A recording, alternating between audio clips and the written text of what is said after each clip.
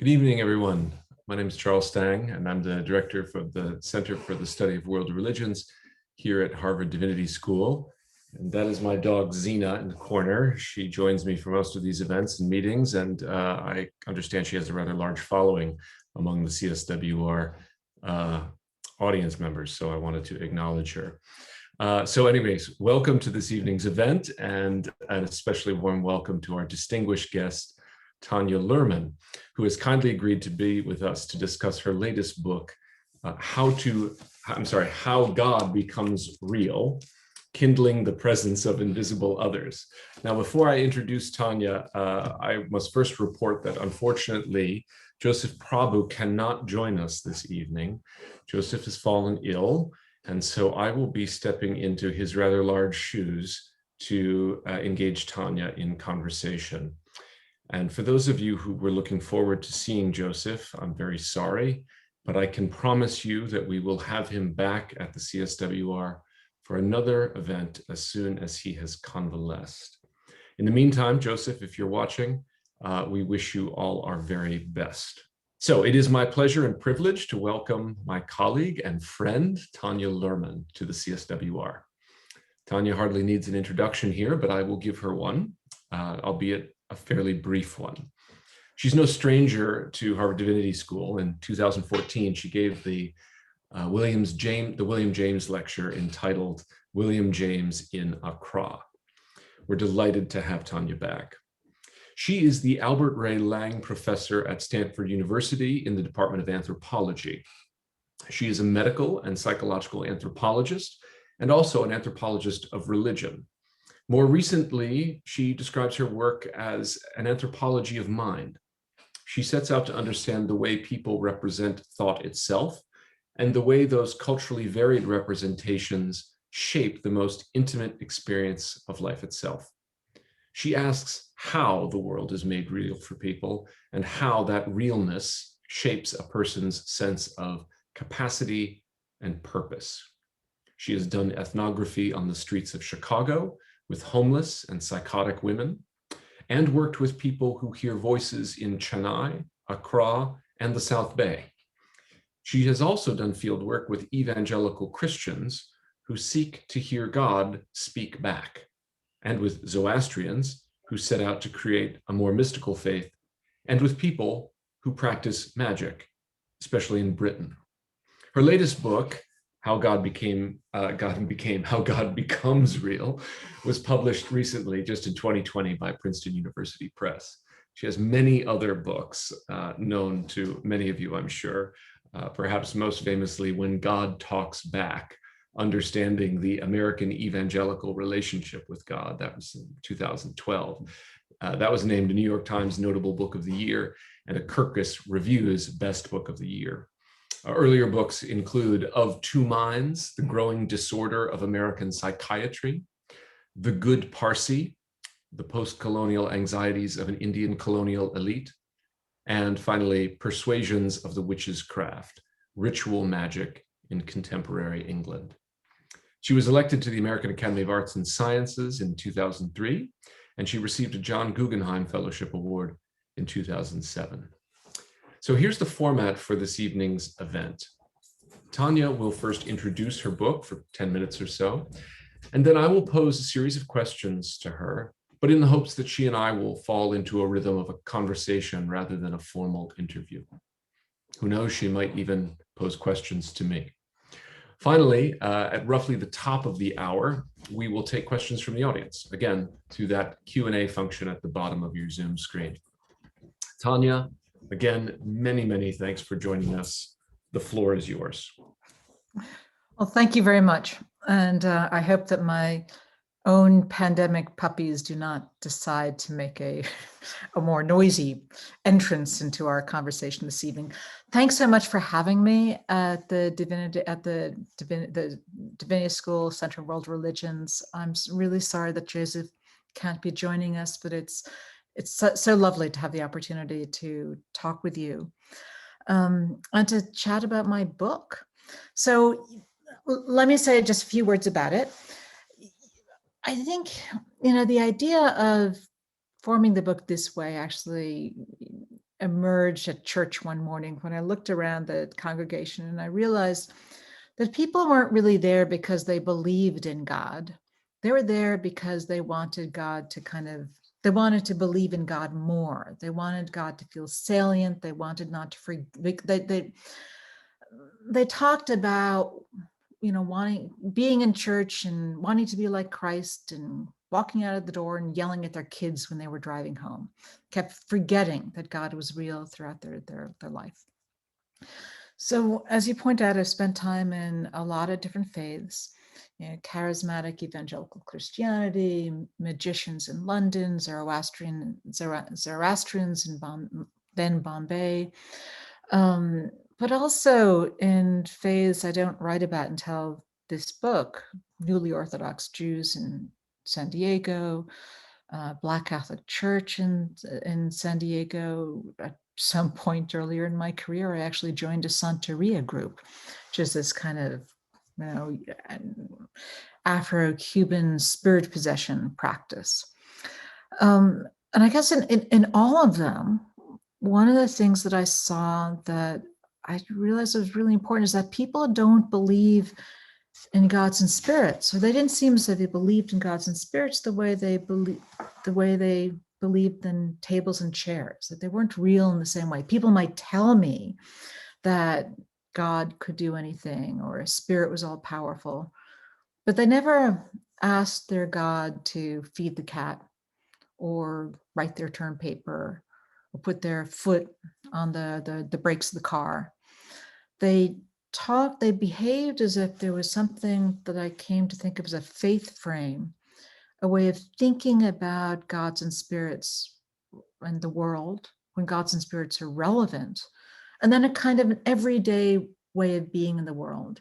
And that the struggle for the people I knew in these many different faith walks, their struggle of faith was to try to hold the faith frame and the everyday frame together, to behave when they're washing the dishes or sweeping the floor, as if God were salient, as if spirit was real for them. And so the puzzle that I wanted to write about was how gods and spirits came to feel as if they were real, because I didn't think they felt real at all times for all people in all ways. How did these gods and spirits come to feel real? And I describe in the book something that, I describe in that book, I try to be so attentive to all my devices, and of course one never is. Never mind. So in the book, I describe this process of real making as kindling. And I use that term because I think that people, have little ways of paying attention into everyday stuff that kind of helps to bring the God or spirit more into the forefront of their awareness, that makes the God or spirit feel real and salient and somehow present in the world. So what I do in the book is I kind of re-describe this puzzle that I have of mine, of how gods become real, as the puzzle of a paracosm. So the word paracosm is a word that was first used to describe a child's imaginative world. Like the Bronte siblings had this kind of this world they made up, and they mapped it, and they used special words, and they gave it a history, and they wrote stories about it. I use the word paracosm to talk about a fiction-like shared imaginative world. And by that, I don't mean that the world of faith is necessarily imaginary. You've got to use your imagination to conjure it up, because it's not the world that you find in front of you. You can't see the gods, you can't feel the spirits in ordinary ways. You've got to somehow do something to make them come alive for you, to somehow supplant or be present alongside with the everyday stuff of the world.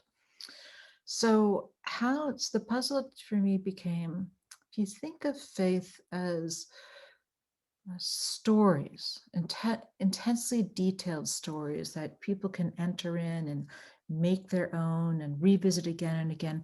How do these stories come to feel real for people? And what do I know from all my time in these different faith paths? What do I know about that process of of real making, of how that which has to be imagined comes to feel more vividly present. So I talk about a bunch of different things. I notice that talent and training matter. And I should say that in this book, I rely on the methods of an anthropologist, but also the methods of a psychologist, and trying to demonstrate that there are certain skills and practices that change people's experience. I point out that there are some people who are more talented, to use that slightly shocking term, that are more talented in coming to feel that spirits are real for them. There are people who are able to get more absorbed in their inner worlds. I point out that training, to some extent, can substitute for talent.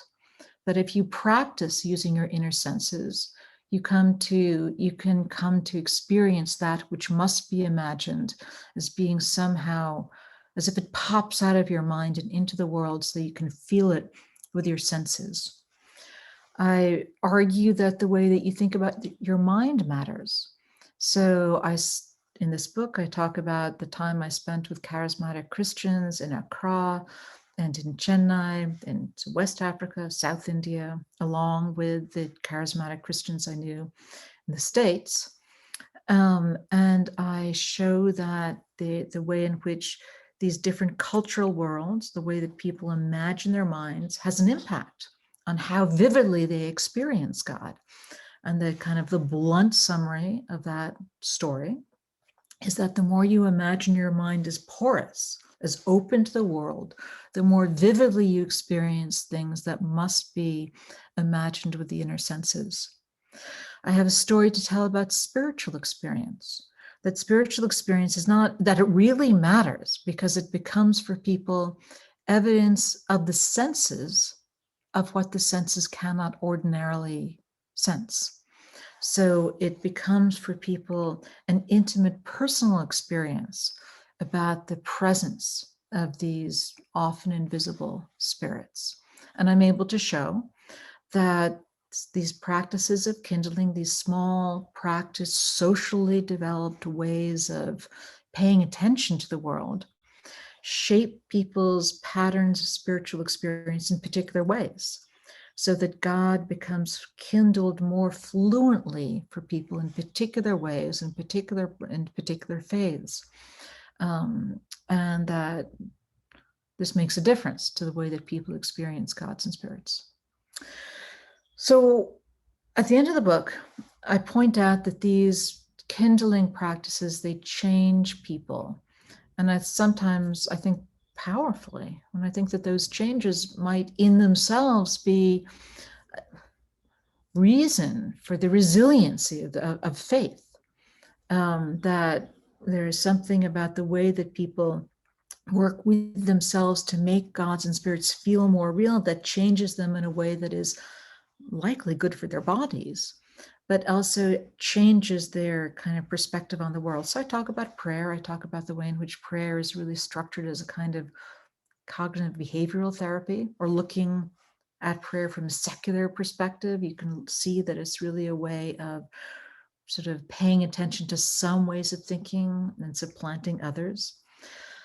Probably the most striking thing that I think that I saw in these practices is that as a result of these practices, God comes to feel autonomous and interactive for people, that God come to work like a human relationship in people's lives.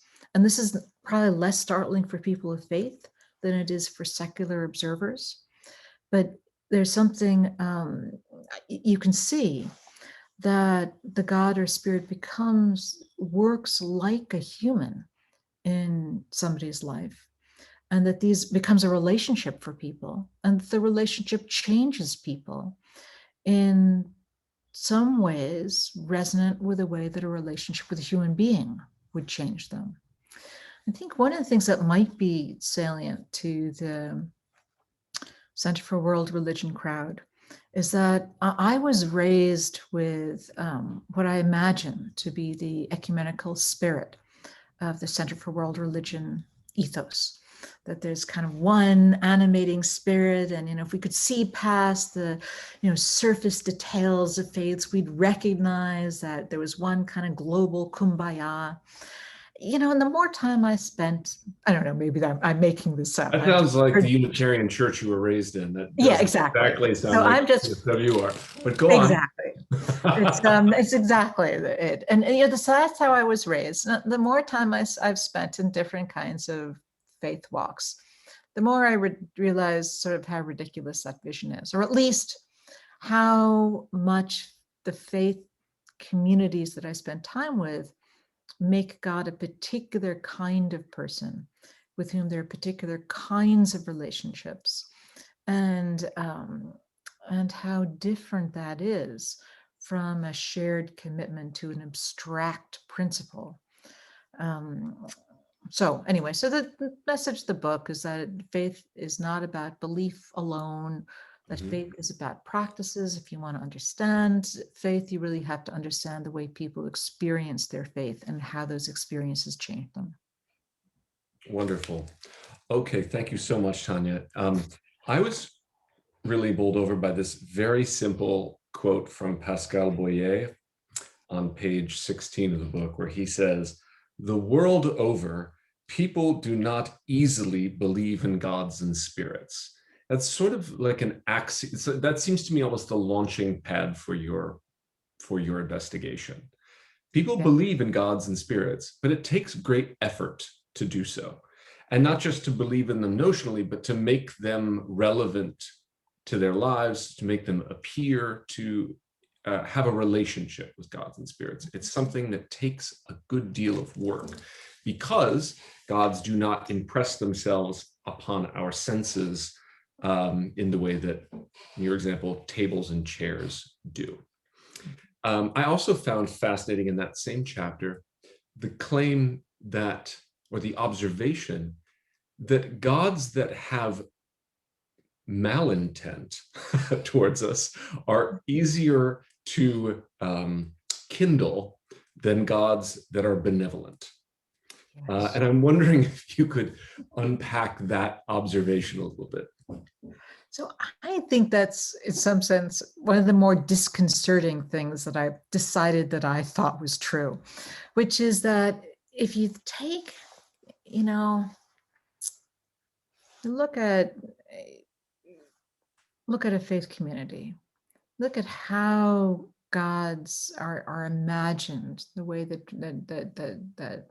people need to, if you start with the idea that you've got to go to some effort to make God feel real, one of the things that you see is that it's going to take more effort to believe in and take seriously a God that thinks you are wonderful and promises you the world than the God that's going to strike you down if you enter their domain or violate some rule that they have.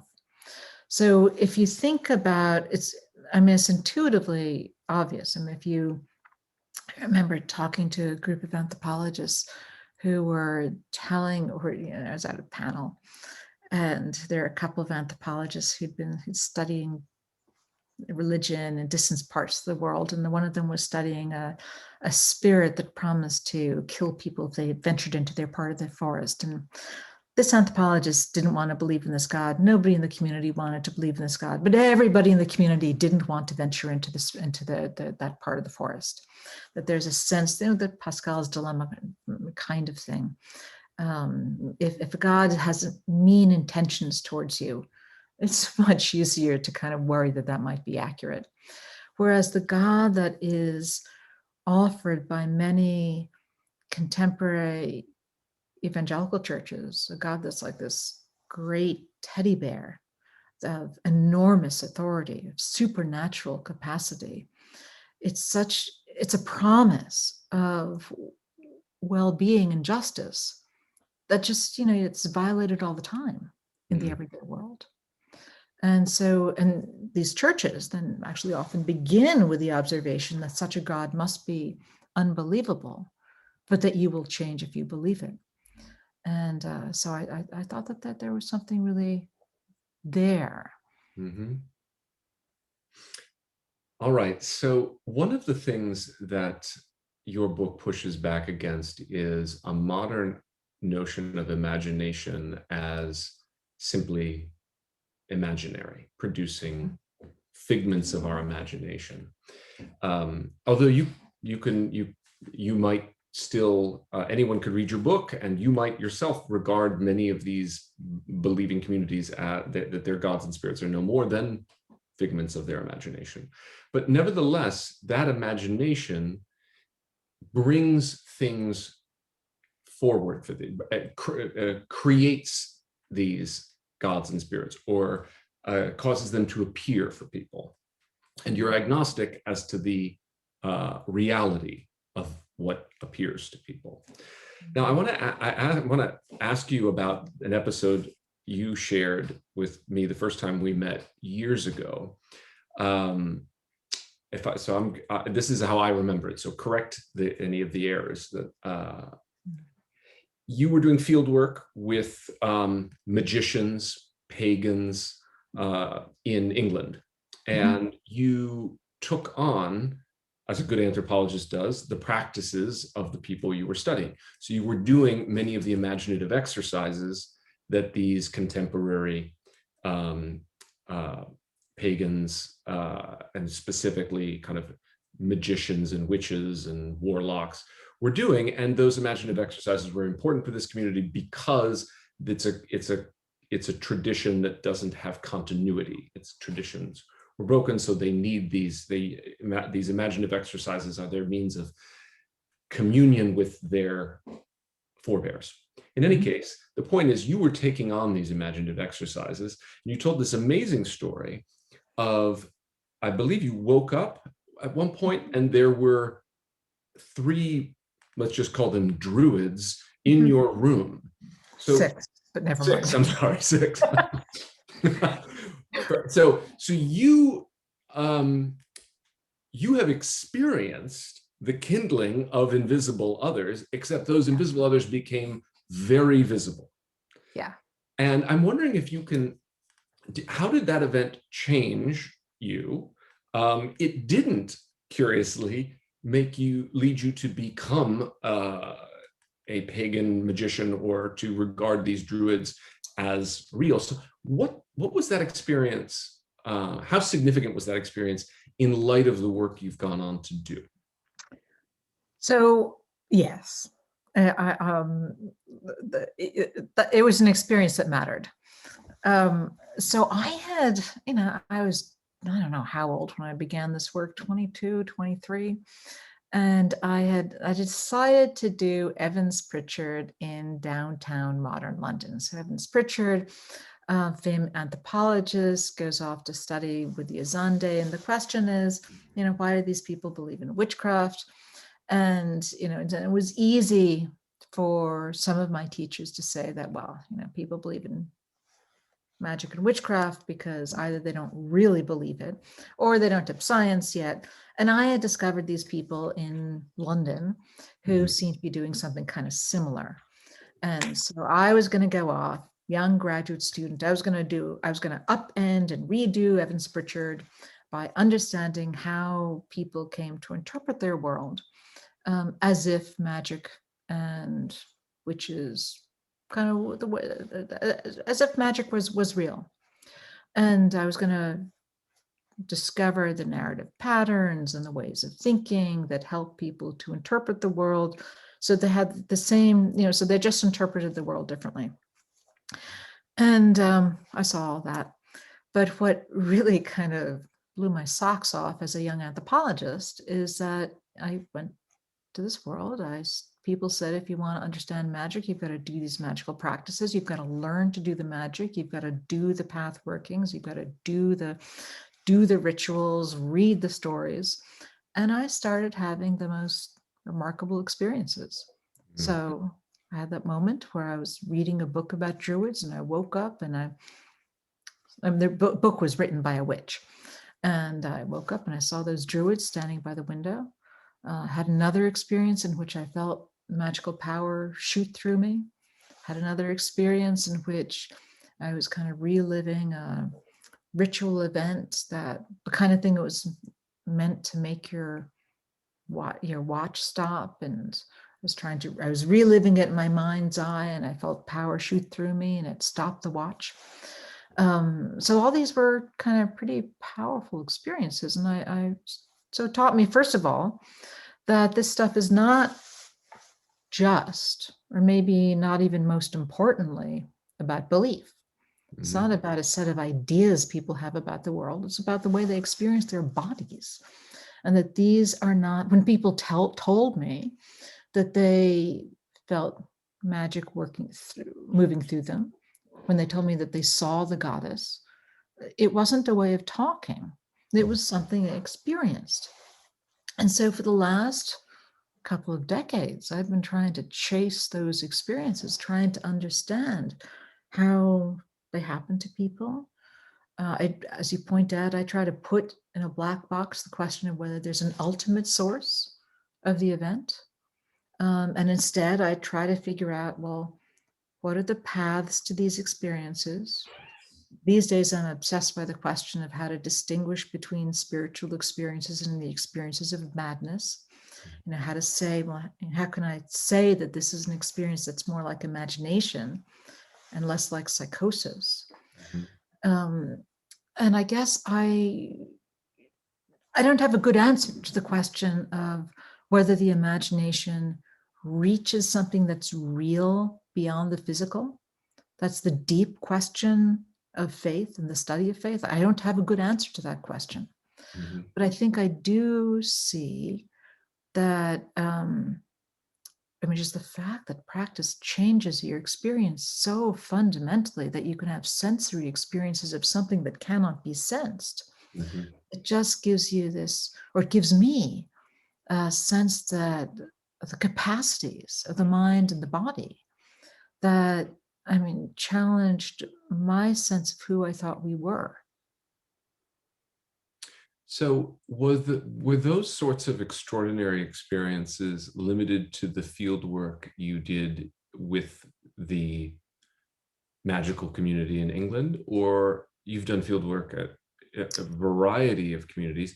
Have you had these sorts of extraordinary experiences follow you from fieldwork to fieldwork? Have you ever, with all your work with evangelicals, have you ever had the corresponding experience of God talking to you, or Jesus being by your side? I'm just using that as an example. So I think my most remarkable experiences did occur in the magical world. And I think that happened for a couple of reasons. I think that if Jesus showed up at the window and spoke to me, because of the way that I was raised in my cultural location, it would be a very, it would be a binary choice in the road. It would be a very big event in my life. And so possibly because of that, I have perhaps kept those more specifically Christian experiences at bay. I certainly feel that I've had a sense of the Holy Spirit, a sense of the presence of God, a sense of, I would say that I felt God's supernatural presence vividly, and for me in the garden. That's certainly not a novel place to find God, but it's certainly compelling. But am I right that all of those, forgive me, I'm navigating a late afternoon light here. It's not a spiritual experience. I'm not actually being suddenly illuminated.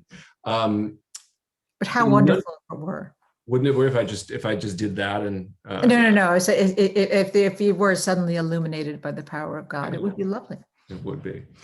Sadly, it's just a regular Monday. I was wondering, though, just to be clear, in neither the case with the magician nor with these experiences that attended your work with evangelicals, did it lead you to belief in the reality of these spirits and gods or powers and energies, right? So the book is predicated on the idea that, but it actually, as you say, belief doesn't lead to worship. Worship leads to belief, or let's say practices lead to the conviction that these gods and spirits are real. In your case, you performed the practices, you had some remarkable experiences, but you did not take this step, or something kept you from the next step, which so many of your the people you study make, which is to affirm the existence of these gods and spirits. Well, I mean, I've certainly spent quite a number of hours in private spiritual practice. Okay. And I have certainly recently joined a faith community because I value the words that are spoken in the community. I mean, I think that there is, I guess this is what I would say. I have a pretty broad sense of the ambiguity of belief commitments. Mm-hmm. And I guess I more and more appreciate that many people in very conventional faith practices share the breadth of that ambiguity. I may remember going to, I did the Ignatian spiritual exercises in an evangelical church. And I used to think that what really counted, particularly in that kind of church, was the willingness to utter the sentence, "I believe in God." Mm-hmm. And often many more specific sentences about the content of that belief. And I was struck by the fact that, so I thought in this, Ignatian spiritual exercises group, I would stick out like a rusty nail. And in fact, everybody was like me. My experiences, the people sometimes use a slightly different set of words and they would talk about things a slightly different kind of way. But I was comfortable saying that, something like spirit showed up for me or didn't show up for me. That's exactly the language that the people in the group used. They were, I became much more sort of alert to the fact that people sitting around a table having a conversation about God. It's easy for somebody, particularly a new member of the community, to assume that when somebody uses the word God, they have a whole set of propositions that they're committing to, and a model in their mind and an image in their mind. And they certainly have lots and lots of stories. But the ontological commitment, the sense of, where the rubber hits the road materially, what's, is often a lot squidgier than an observer might think. And so, I have these, there's a kind of set of ideas and commitments that I don't quite know what to do with, think about, whatever. But I do have a lot of observations about what helps people to feel as if they've moved farther into the domain of being willing to use certain words more than other words, feel as if there's the more externalness. I mean, so for me, one of the questions is, how do these gods and spirits feel more external? Feel more that they're not figments of your imagination, but somehow present in the world, behind your left shoulder, standing at the corner of the garden. That you can learn a lot about with the tools of social science. And that I think I've done. I want to take up that phrase that you just mentioned, well, maybe a minute ago, models of the mind, and ask you about this. So one of the claims you advance in the book is the way people think about their minds matters in terms of kindling the presence of these invisible others, these gods and spirits. I'm often struck by how often today people refer to the human mind through computing metaphors. It's ubiquitous now.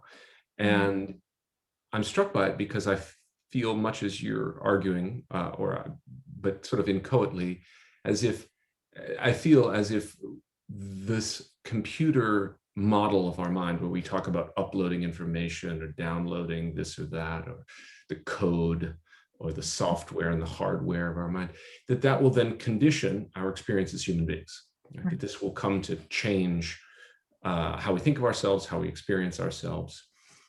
I'm curious, what are the models of mind that you have encountered out there in all your various fieldwork, and whether there are models of mind that are more or less conducive to kindling others? Mhm. You mentioned one feature already, which was porosity, a mind that is porous. That makes sense. But that's not so much a model of mind as it is a quality of mind, almost a kind of virtue. But not, that's not important to me.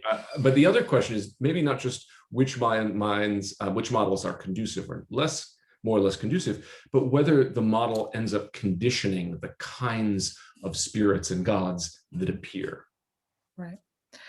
So that is something I've spent quite a bit of time working on recently, actually with a team of remarkable folks in the Mind and Spirit project that I've been running for between 2016 to 2019. And one of the things we were interested in was exactly that question. Do different representations of the mind affect people's experiences of spirit? And so I want to distinguish these ideas. These are a set of ideas about the world, and particularly about the idea about mental stuff or awareness, for want of a better term, and vivid experiences of invisible others, on the other hand. And one of the things that we found was that, I mean, and so this goes beyond the chapter that pops up in the book.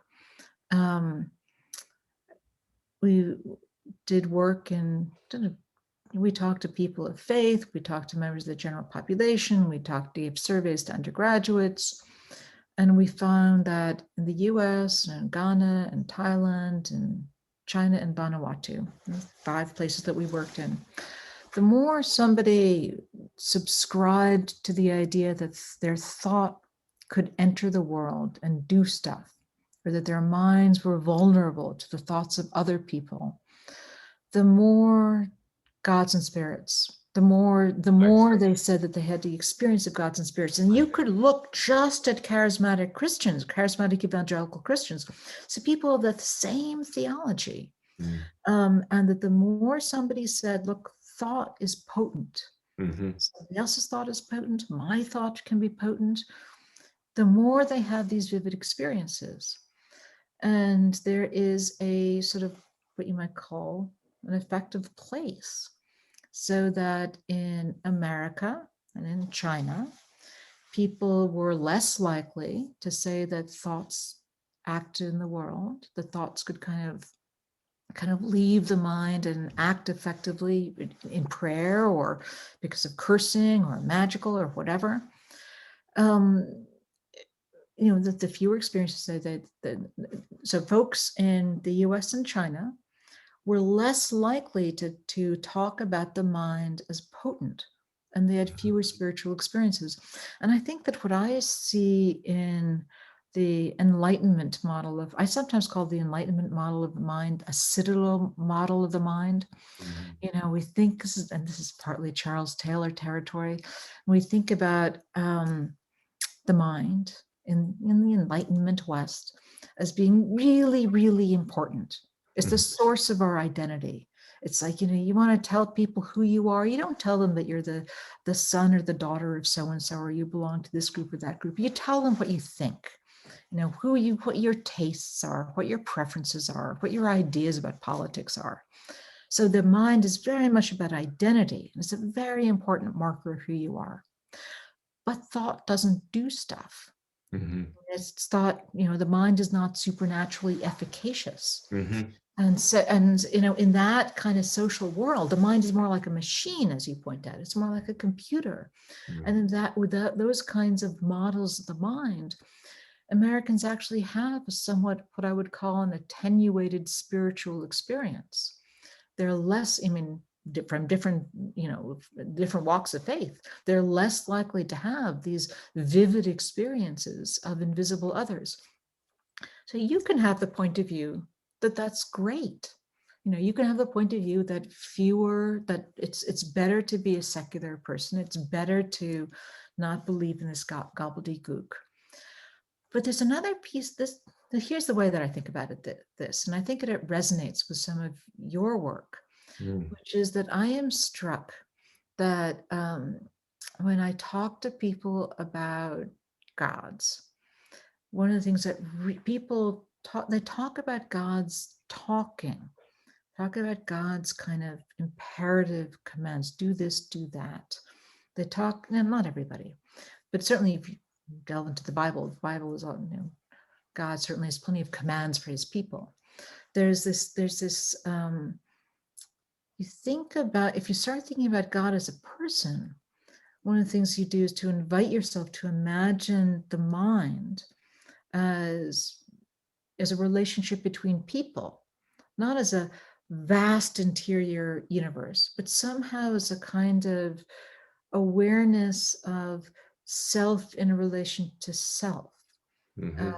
I began thinking about this when I was beginning to sort out the differences between religious experiences and psychotic experiences, because people who lose connection with reality, people who have distorted thoughts and distorted perceptions of the kind that we call mad or psychotic or schizophrenic, their experience often is an experience of communication.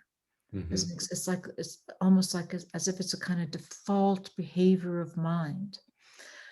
Your work suggests that your attention to early Christianity and the ancient world talks about a divine double of the self discovering a doubled self in as the heart of the experience of divinity. And what I've been trying to kind of, I know this sounds a little bit waffly, but I've been thinking about more and more recently is whether we have a description of mind as just not only as wrong, but as not terribly helpful. That that we imagine the mind as this vast immaterial universe, utterly itself, separate from the world. Maybe the human experience of mind is much more mind in relationship with others. And that kind of gets overlaid by cultural ideas from machines and from the Enlightenment, whatever. This kind of doubling, this sort of self in relationship to self, that has many costs, the kind of default in psychosis. It also has many, many benefits. People who are able to experience themselves as loved by this invisible other, it's obviously better for your body. That's something that we know from the scientific research. It's probably it seems to be a very powerful way to self-soothe. It's probably a very valuable source for human flourishing. Anyway, that's a series of sort of slightly disconnected thoughts.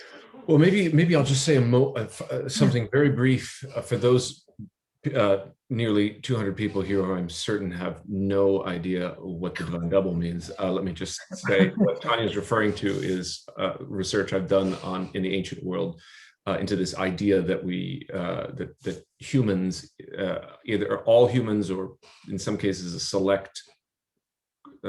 select group of humans, have what I call a divine double, that is some sort of divine counterpart, which is a person that you encounter, a kind of heavenly, celestial, or divine person that is also you. And then you sort of enter into this the you thought you were is not actually you. You're just one part of this larger person. So it's very much self meeting self and discovering what this new self will be. And that's interesting because you're absolutely right. It's a dialogical and a relational understanding of self, but it's not so much operating on the horizontal plane as between you and I, friends, as on some kind of vertical axis where we are each meeting some aspect of ourself. But that raises a question for me about the illusion between personhood and human. And so agent human and person all seem to mean the same thing for you in the book. You comment on the fact that people are seeing agents everywhere. They're experiencing spirits and gods as persons. And I want to think with you about the difference between human and person. Certainly, if you're an evangelical Christian and you're cultivating a relationship with Jesus, you're cultivating a relationship with a person who is human, fully human, and also fully divine, according to Orthodox Christian theology, a fully human Jesus. And so one would expect that one's encounters with that person would be fully human encounters. I'm wondering about those people who experience spirits and gods as persons, but as non-human persons, or persons that attenuate our understanding of humans. Spirits and gods that behave in a very alien fashion. It can be disconcerting, precisely because we're expecting to enter into a familiar relationship with another human, but we find ourselves on very different terrain. Has that been a live feature of the communities you've worked with? So when I use the word person, I tend to mean by it a mind. And by a mind, I mean a sense of awareness. So this actually is like basic William Jamesian kind of thing, that what it is to be human is to be aware of something that we would call interior or a kind of a mindness, an awareness of some sort of thought-like stuff that's different from what we are aware of, that there's this basic kind of divide in the world that then is culturally modeled in different kinds of ways. And I think that, and so when I use the word agent or person, I'm talking about something really minimal, like that sense of consciousness or aliveness. I think there is a remarkable variation in the world of these minded spirits. But I think one of the things that Pascal Boyer was really right about in his attempt to kind of describe the constituent elements of religion is that the gods who survive, or the gods who are known by many people, tend to be gods who are like persons but tweaked in particular ways. So you never get a god who is so alien as to appear only on Tuesday afternoons at 3:00. Those tend not to be the gods that become central to faith traditions. You also, I think there is a big divide, and this is Ara Norenzayan's divide, between the big gods and the little gods. So I think around the world, you see a story about there's certain common features of gods as they become omnipotent. Omnipotence tends to travel with omniscience, tends to travel with being its own. So there are certain common features of gods that emerge, which have kind of knowledge of what humans are thinking, and they tend to be associated with sort of also powers over humans. The little gods tend to be gods which are less omniscient and have less power. And Ara makes the claim that these omnipotent, omniscient gods are associated with big social changes in human organization, and that changes society in particular ways. So I think that you can say that in some ways that there are fiends. I mean, Jack Miles describes the God of Job as God as a fiend in Job. But really the God that comes out of the accumulation of all of those stories of the Hebrew Bible tends to be sort of recognizable, more or less behaving in a richer way like a person, but as a particular socially framed kind of person.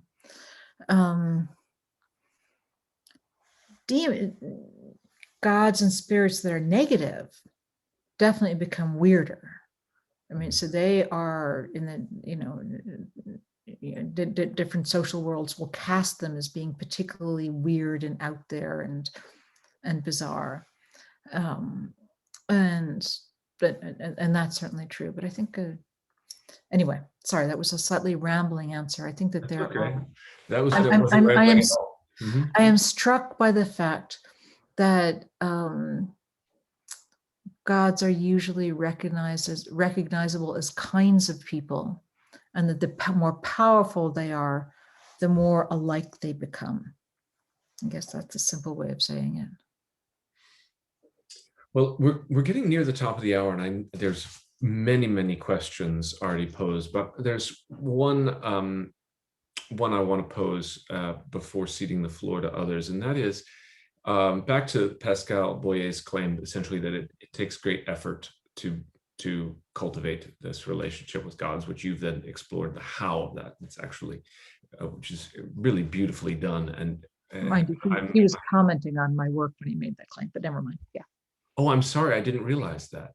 Okay, so it was not that claim is the launching point of your book. Your book, he's summing up your work on that. Okay, forgive me.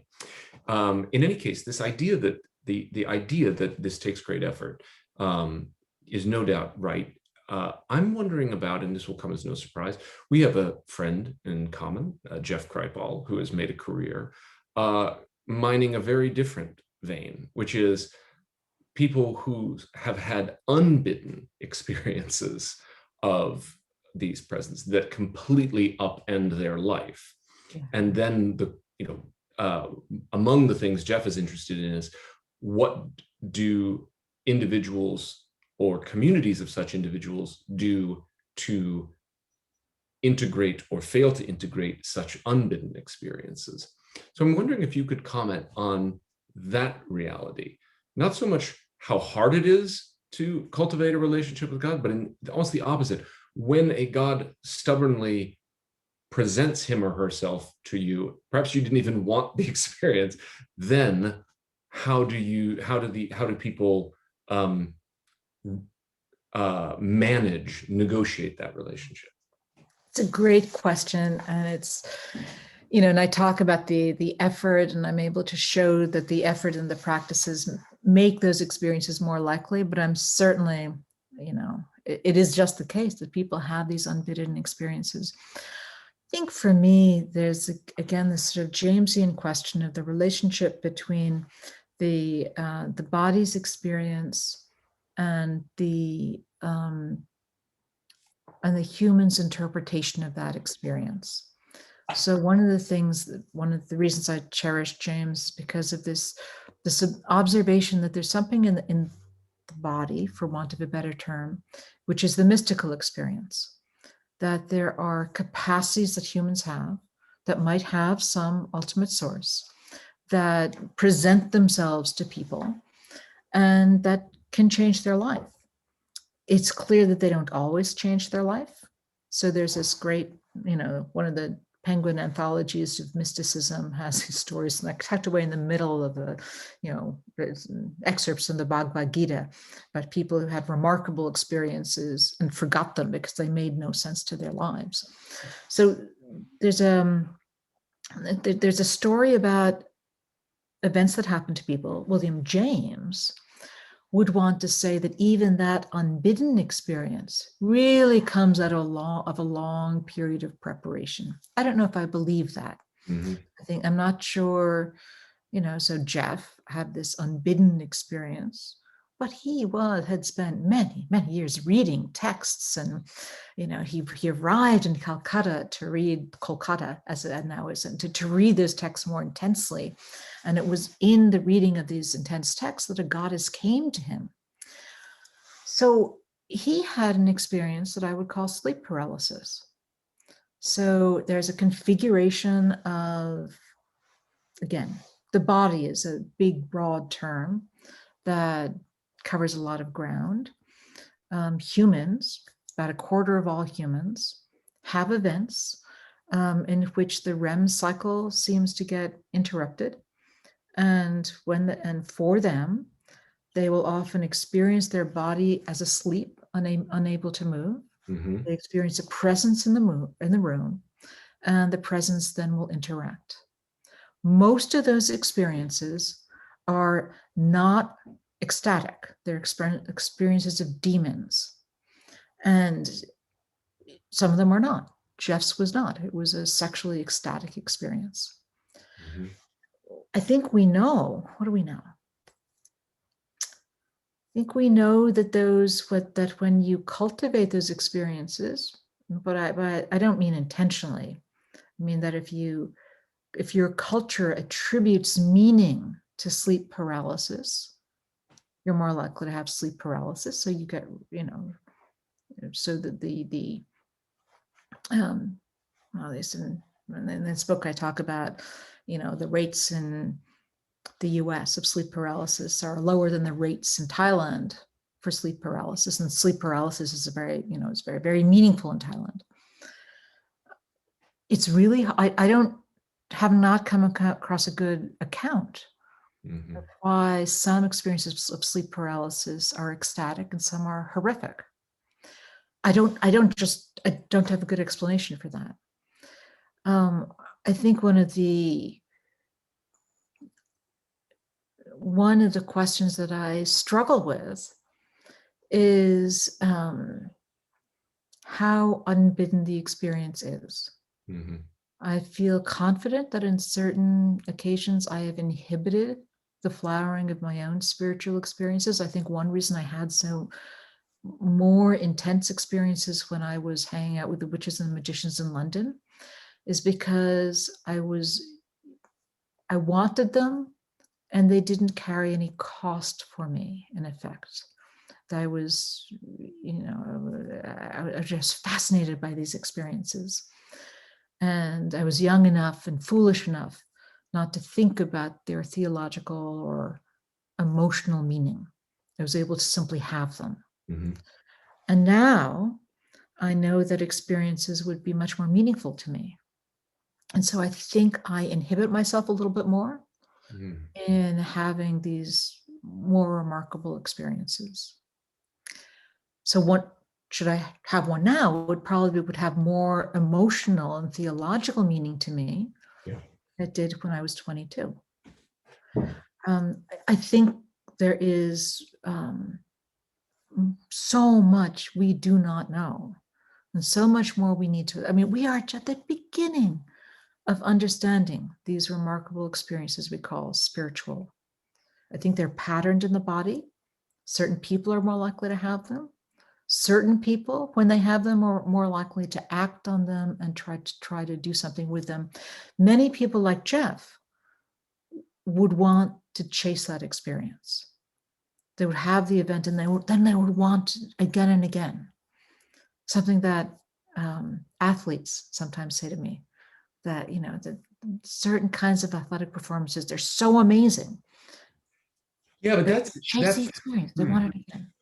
That actually, I think that's true of many people who've had extraordinary experiences, but actually not Jeff.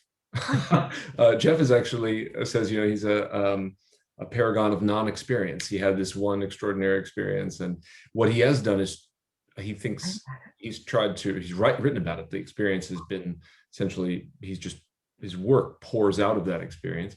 And he's also tried to theorize and frame out and make room for such experiences for people who want to make sense of them. So there's almost a kind of pastoral quality to much of Jeff's work in that regard. But we're not here to talk about Jeff's work. So as much as I know we both find it fascinating and challenging, I'm going to suggest we move to the Q&A now, Tanya. Is that okay? Sure. So you mentioned earlier that you are also doing work with an aim to differentiating spiritual experiences from pathological experiences. Yes. So this is a question from someone who I think is familiar with your work in that area. The question is, Professor Lerman, how you've studied severe mental illness. How do you draw the line between being imaginatively gifted versus having a pathology like schizophrenia? Is it a matter of volition and control? It's a great question. It's what I'm writing about these days. People do not meet criteria for schizophrenia unless their life is in disarray, and unless their life remains in disarray for a good chunk of time. So technically 6 months, but I mean, it's usually for much longer than that. So I draw the distinction, or I think that there are many, many deep questions about this, and I think that the line is pretty hard to draw. But I would say that the more when people talk to me about experiences, the more audible the experience is. In other words, not 4 to 6 words, but paragraphs and conversations. The more negative those experiences, the more I'm willing to say, I wonder if this is an experience of schizophrenia. Typically, people who become, or what I would call high in absorption, who have these intense spiritual experiences, they're more likely to feel the presence of gods and spirits. Typically, they're true hallucinations. By true hallucination, I mean an unambiguous sense that there is a sensory communication. You heard with your ears, you turn and see to see who is speaking. Typically, those experiences are pretty brief. They last 4 to 6 words, and they are rare. People can count, they can count them on their the fingers of their hand, or they happen a few times, maybe once a month, but they're rare, and they tend not to be negative. They tend to be startling.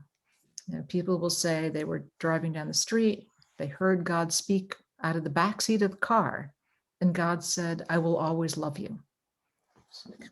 It's quite striking, but it's not negative. So the big difference, so there's Augustine's experience, emotion, a moment of intense emotion. He wants to convert. He runs into the garden, throws himself at the fig tree, hears Tolle lege, take it and read. That's very different from the prototypical case of somebody with schizophrenia. And most people fan out, across those two different poles. There's a lot of stuff in the middle, and it's very hard to have a definitive line to say, well, I think this is more psychosis and this is more imagination. But it's a very good question. Here's a follow-up. Have you found that profound or long-term loneliness plays a role in generating talent for communing with gods and spirits? How is trauma like training? Great question. So first of all, yes, loneliness is more likely to be associated with it intensifies the search for communication. And so people are more likely to report that there's some kind of communication from an invisible other. Trauma, so this domain of absorption that I talk about is talent. When I'm teaching my undergraduates, I say that I use the parable of those 6 blind men at the side of the elephant. 6 blind men, there's one at the elephant's trunk, one at the tail, one at the side. And then this one says it's a wall, this one says it's a snake, whatever. So in that there is an elephant in human experience, which is our capacity to experience actions of our own agency, for want of a better term, as non-agentic. This loose domain of absorption, trance, hypnosis, dissociation. Trauma heightens dissociation. So not everybody who experiences something distressing is traumatized. Not everybody who is traumatized in all ways dissociates. But post-traumatic stress disorder describes the development of a capacity to dissociate, which for the person who has PTSD protects them to some extent from the traumatic memory. That is a kind of skill and is a kind of training. And I think, and is certainly related to the kinds of training that people who seek to know God more intimately will pursue. Here's a very simple question. Well, maybe not, but someone is wondering. Oh, this is Graham McGrew. Hi, Graham. Were the 6 druids a sleep paralysis experience? Oh, it's a very, no, they were, this is more part of my obsessiveness. What is there what David Hufford would call a core experience? No, for me, the druids were a hypnopompic experience. I was reading The Mists of Avalon, which was written by a witchy woman. Wonderful book. And I was really trying to read it the way a witch would read the book. I was really trying to allow, the characters to be real for me. And I fell asleep, and I basically woke up with dreaming about the book, but not in a state of paralysis. And I didn't experience it as a dream. I had 40% of Americans have these experiences, but they only become meaningful to some people. And for me, this became a meaningful, powerful, oh my goodness kind of experience. I woke up, I saw 6 druids against the window, beckoning at me, I should say.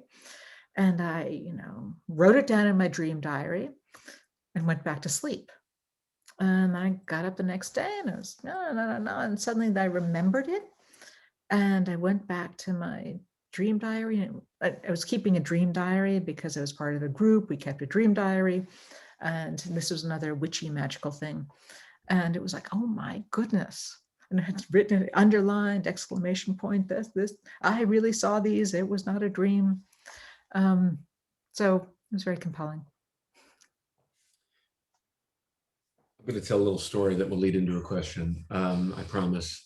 I remember, so I grew up with almost no knowledge of evangelical Christianity, although I grew up in a Christian world by and large, Midwest.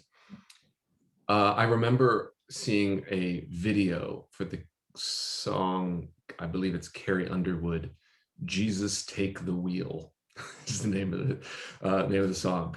And I like scales fell from my eyes because I felt like I was being shown a worldview.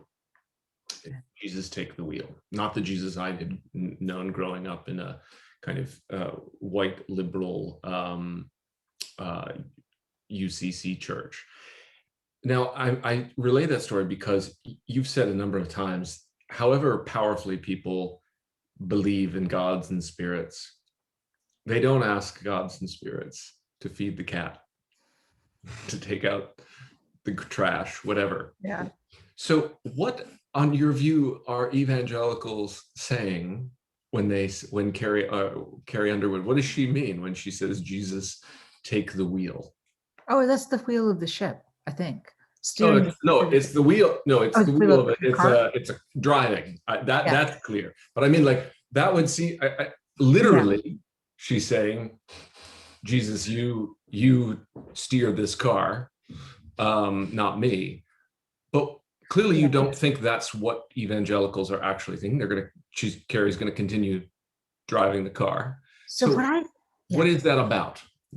So what I thought was so fascinating about the evangelicals I spent time with is that they really push the personness of God. So they really want to have these stupid, trivial interactions with God in order to make God feel more real. So it's a kind of training technique. So I remember, going to church one Sunday and the pastor said, you should pour a real cup of coffee for God. So you've got your cup of coffee and you've taken a ceramic cup and you pour it full of coffee and put it there for God. So you're talking back and forth. It'll make God feel more real to you. Mm-hmm. And so the young evangelicals I knew would do things like ask God what shirt they should wear and where they should go on vacation, or they'd go down to the lake with God, sit on a park bench, one woman told me about, well, God's got his arm around my shoulders and I'm snuggling up and I'm telling him about my life and my day and I'm asking him about his. And so, and that this young woman, very sophisticated young woman, and knew perfectly well, like many, many people, like the people I knew in these churches, they knew perfectly well that the more that they, in effect, mixed their experience of God with their human imagination of trivial stuff, that it might be them and not God. It might be, people would tell all sorts of jokes about, she thinks that God means her to marry this guy, but let me tell you, that's not God's idea. That's her idea. They would tell these jokes. But so the evangelicals wanted to sort of use their imagination as vividly as they could, because they thought that they weren't experiencing God as vividly as they wanted to. And then they would make God feel more real. But what they really wanted God to do was to metaphorically take control of the wheel of the car of their life.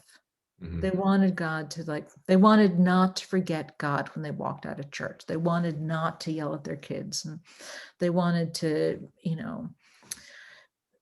they sort of really wanted to believe and experience that if they put their trust in God, God would make the path of their life smooth for them. And it was kind of a mess and it didn't always work. And they knew that perfectly well. But I was struck by the way people lived with ambiguity and metaphor by trying to be as literal minded as possible. Tanya, I think we probably have maybe time for two more questions. And I think the second one I'm going to ask you is rather open-ended, so it could take some time. But here's one from Mimi Winnick. Mimi is actually a resident here at the CSWR and a WSRP research associate.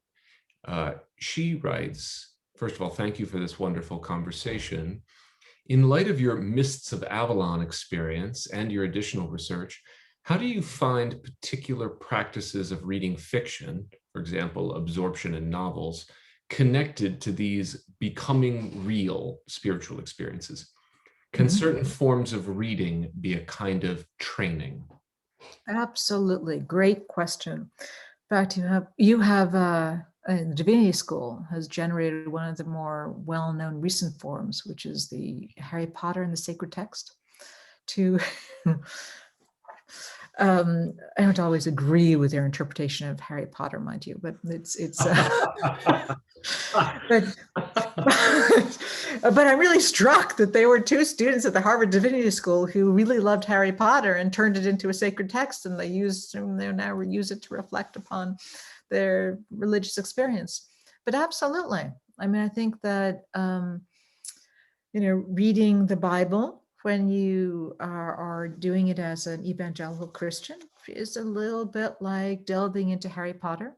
People wanted to be as vividly present, and reading Harry Potter, reading Hilary Mantel, reading J.R.R. Tolkien, any book that is you allow it to be vividly real, can do spiritual work for you. The deep intellectual question is the relationship between the truth claim of the novel and the truth claim of the sacred text. And it's easy to say that believers are treating the sacred text as true and the novel is not true. I think it's a lot more complicated than that. I'll just leave that there. Now, this prompts me to provide some further context for the story, your story that I mentioned earlier. So for everyone gathered, Tanya and I first met at a conference in which we were asked to relay an anomalous or extraordinary experience we had, and then to float a theory of the imagination and reality that could somehow accommodate this anomalous experience. So it was a sort of exercise.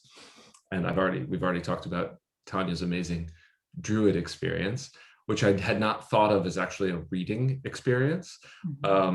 But the one that I shared was very much too intense reading moments of intensive reading where something like I won't go into great detail, but some person Let's appeared. call it Nietzsche. Okay, we're not good. Anyway, yeah. So one of them was Nietzsche. I had Nietzsche visit me once, and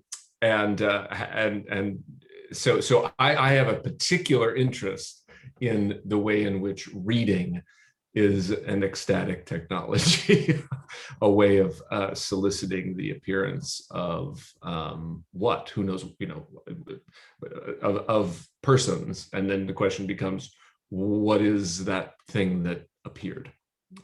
Who is that person that appeared? Is it me? Is it not me? Is it a figment of my imagination? Did I summon something? All the very questions I'm sure, Tanya, you were going through with your druids, except I'm sure I would be more inclined to suddenly become a druid if that had happened to me. But that tells you more about me than about you. In any case, I just want to underscore that I think Mimi's question about reading is really important. And reading gets it gets demoted as a practice, and it is a very strange practice, reading. And I think one of the things that this work has really taught me is to really encourage one's willingness to delve into an imaginative world that feels safe and exciting for you. I mean, I think that it does all sorts of good for the soul. So maybe one last question, Tanya. Very open-ended question. What kind of research would you like to see on the subject of religious, spiritual, mystical experience in the future? Basically, what do you think is the undiscovered country? What's the frontier of the exploration of experience?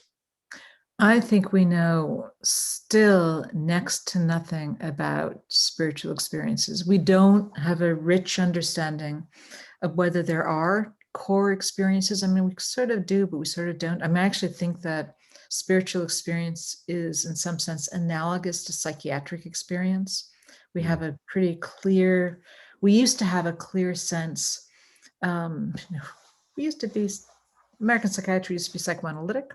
Then it decided that there were core experiences and there were clear differences between schizophrenia and bipolar disorder and depression and whatnot. And now psychiatric science is like, no, there are no, it's all dimensional.